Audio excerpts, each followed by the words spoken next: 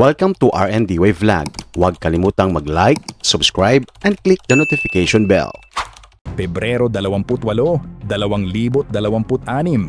Sa loob lamang ng ilang oras, sunod-sunod na pagsabog ang yumanig sa loob ng Iran matapos bombahin ng magkasamang puwersa ng Amerika at Israel ang ilang mahahalagang military at government facilities ng bansa. Sa pag-ataking ito, maraming matataas na opisyal ng Iran ang nasawi. Kabilang na ang kanilang supreme leader na si Ali Khamenei. Hindi nagtagal, bumawi ang Iran. Pinakawalan nila ang missiles at drones laban sa Israel at sa ilang bansa sa Middle East tulad ng Saudi Arabia, UAE, Bahrain at Qatar. Habang patuloy na tumitindi ang tensyon, naglabas naman ng pahayag ang US President na si Donald Trump at ang Israeli Prime Minister na si Benjamin Netanyahu. Ayon sa kanila, isa sa pinakamalaking dahilan ng kanilang pag-atake ay ang pagkabigo ng nuclear negotiations sa Iran. Matagal na raw kasing sinusubukan ng Iran na makagawa ng nuclear weapons. At kapag nangyari iyon, US at Israel ang unang magiging target. Pero ang tanong, bakit nga ba gustong magkaroon ng nuclear weapons ang Iran? At bakit parang napakarami nilang kaaway sa buong mundo? Para maintindihan ito, kailangan nating balikan ang isang madilim na bahagi ng kasaysayan ng Iran. Noong Agosto 11, 1953, isang malaking pangyayari ang nagbago sa kapalaran ng Iran. Isang kudeta ang naganap laban sa kanilang Prime Minister na si Mohammad Mossadegh. Pinatalsik siya sa kapangyarihan at pinalitan ng hari ng Iran na si Mohammad Reza Pahlavi. Pero hindi ito simpleng pagbabago ng leader. May mas malaking dahilan sa likod nito. Langis. Noong panahong iyon, hawak ng United Kingdom ang malaking bahagi ng industriya ng langis ng Iran. Ibig sabihin, mas malaki ang kinikita ng UK kaysa sa mismong bansang Iran. Hindi ito nagustuhan ni Mossadegh. Para sa kanya, kung sa Iran nanggagaling ang langis, dapat Iran ang mas kumikita, kaya sinubukan niyang i-nationalize ang oil industry ng bansa. Pero hindi ito nagustuhan ng UK. Sa tulong ng CIA, nagsagawa sila ng operasyon upang patalsikin si Mossadegh sa kapangyarihan at doon nagsimula ang galit ng maraming Iranian sa mga banyagang bansa. Sa pamumuno ni Mohammad Reza Pahlavi, sinubukan niyang gawing moderno ang Iran. Nagpatayo siya ng mga tulay, dam, irrigation systems, mga paaralan. Nagbigay din siya ng libreng edukasyon. Isa sa pinakakontrobersyal niyang ginawa ay ang pagbibigay ng karapatang bumoto sa mga kababaihan.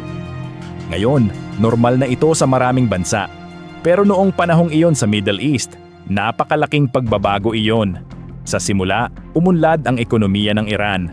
Pero kasabay nito, lumaki rin ang galit ng mga tao. Bakit?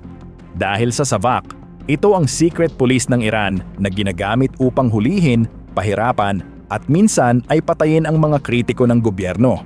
Dahil dito, maraming Iranian ang nabuhay sa takot. Isa sa pinakamalakas na kritiko ng Shah ay isang religious leader na si Ruhollah Khomeini. Para kay Khomeini, ang Iran ay hindi dapat pinamumunuan ng hari.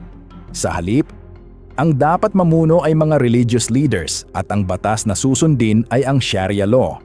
Dahil sa kanyang matinding pagtutol sa Shah, ipinatapon siya palabas ng Iran noong 1964. Pero kahit nasa ibang bansa siya, hindi tumigil ang kanyang mga pahayag laban sa gobyerno. Unti-unti, naging simbolo siya ng paglaban sa Shah. Pagdating ng 1978, sumabog ang galit ng mga tao. Nagkaroon ng malawakang protesta laban sa pamahalaan. Unti-unting nawalan ng suporta ang Shah. Hanggang sa noong Enero 16, 1979, tumakas siya palabas ng bansa. Pagkalipas lamang ng 2 linggo, bumalik si Ruhollah Khomeini sa Iran. Sinalubong siya ng milyon-milyong supporters. At doon nagsimula ang Islamic Republic of Iran. Sa ilalim ng bagong pamahalaan, nagbago ang lahat. Ang mga dating kaibigan ng Iran tulad ng US at Israel ay itinuring na mga kaaway. Tinawag pa ni Khomeini ang Amerika bilang The Great Satan at ang Israel naman ay Little Satan. Simula noon, lumalim ang tensyon sa pagitan ng Iran at ng maraming bansa sa Middle East. Hindi nagtagal, Sumiklab ang digmaan sa pagitan ng Iran at Iraq. Ang Iraq noon ay pinamumunuan ni Saddam Hussein.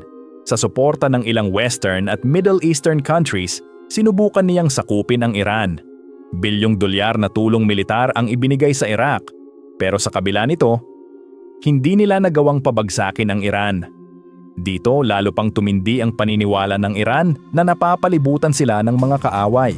Mula noon hanggang ngayon, hindi nagbago ang posisyon ng Iran. Isa sa kanilang pinakamalaking layunin ay ang pagkakaroon ng nuclear weapons. Para sa kanila, ito ay proteksyon laban sa kanilang mga kaaway paraan upang magkaroon ng leverage sa negotiations at simbolo ng kanilang kapangyarihan. Pero para sa US at Israel, ito ay isang napakalaking banta. Kaya kapag tinitingnan natin ang mga balita ngayon tungkol sa tensyon sa pagitan ng Iran, US at Israel, hindi ito simpleng political conflict. Ito ay ugat ng mahigit 70 taon ng kasaysayan, galit at ideolohiya. At ngayon, mukhang muli na namang papasok ang Middle East sa isang napakapanganib na yugto.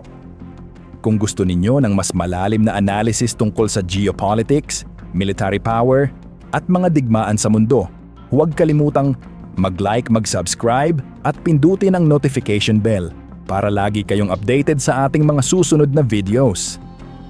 At ngayon gusto kong malaman ang opinyon ninyo. Sa tingin ninyo, tama ba ang ginawa ng US at Israel na pag-atake sa Iran? I-comment ninyo ang inyong sagot sa ibaba. Mega shoutout sa lahat ng top commenters at new subscribers.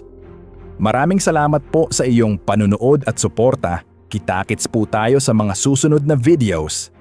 Ciao!